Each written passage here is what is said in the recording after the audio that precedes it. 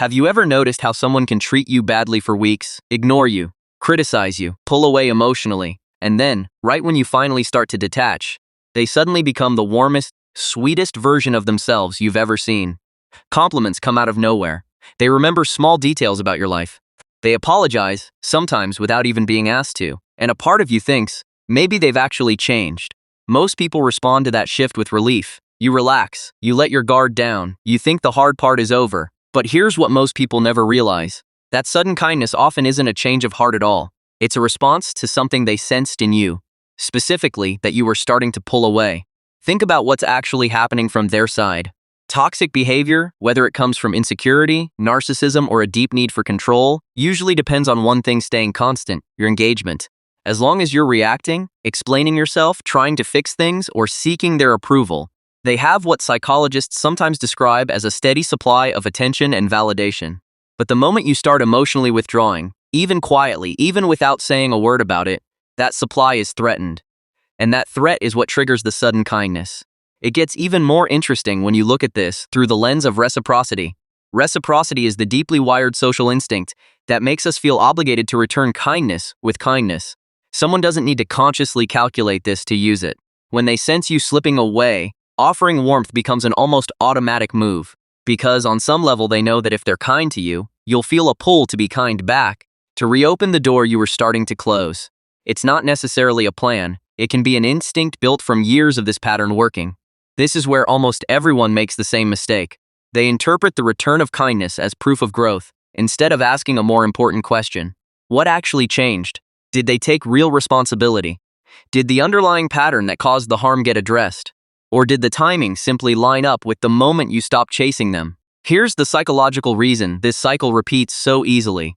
It connects to something called intermittent reinforcement, a pattern where rewards, in this case affection or kindness, are given unpredictably rather than consistently. Behavioral research has shown that unpredictable rewards create stronger, more addictive attachment patterns than consistent ones do. This is part of why relationships with toxic highs and lows can feel more intense and harder to leave than steady, healthy ones.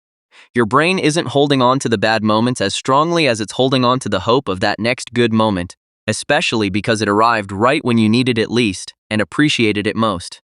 So how do you actually respond when this happens? Not with automatic forgiveness, and not with cold dismissal either. Something more grounded, built on 3 rules. The first rule is separating words from patterns. Kindness in a single moment tells you almost nothing on its own. What matters is whether that kindness holds up over time, without you having to pull away first to get it. If warmth only appears after distance and disappears again once you re-engage, that's not a personality change, that's a cycle. Watch the pattern across weeks, not the performance of a single day. The second rule is noticing what triggered it. Ask yourself honestly what happened right before their behavior shifted.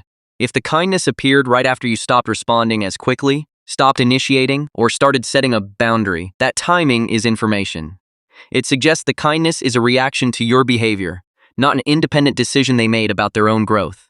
This isn't cynicism, it's simply paying attention to cause and effect instead of taking things at face value. The third rule is responding at your own pace, not theirs. Toxic dynamics often rely on urgency, the sense that you need to respond right now, forgive right now, come back right now, before the good mood disappears. You don't owe anyone an immediate emotional response just because they've offered a warm moment. Real change reveals itself with time and consistency. If it's genuine, it will still be there next week, and the week after. If it disappears the moment you stop being impressed by it, you've learned something important without having to confront anyone directly. Now here's the part nobody expects.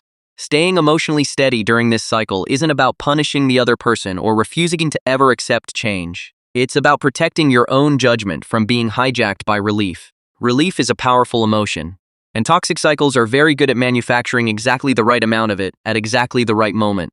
When you recognize that relief itself might be engineered, even unconsciously, by the same pattern that hurt you, you stop mistaking the absence of pain for the presence of real change.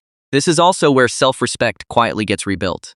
Not through dramatic confrontation, but through the simple discipline of watching actions over time, instead of getting swept up in a single good moment. People who do this consistently become far harder to manipulate, not because they've become distrustful of everyone, but because they've learned to separate a feeling of relief from actual evidence of change. True power is rarely about controlling other people. It's about controls yourself. If this helped you see these cycles more clearly, subscribe. There's a lot more to explore about the hidden psychology behind toxic behavior, sudden kindness, and how to protect your peace without losing your ability to trust.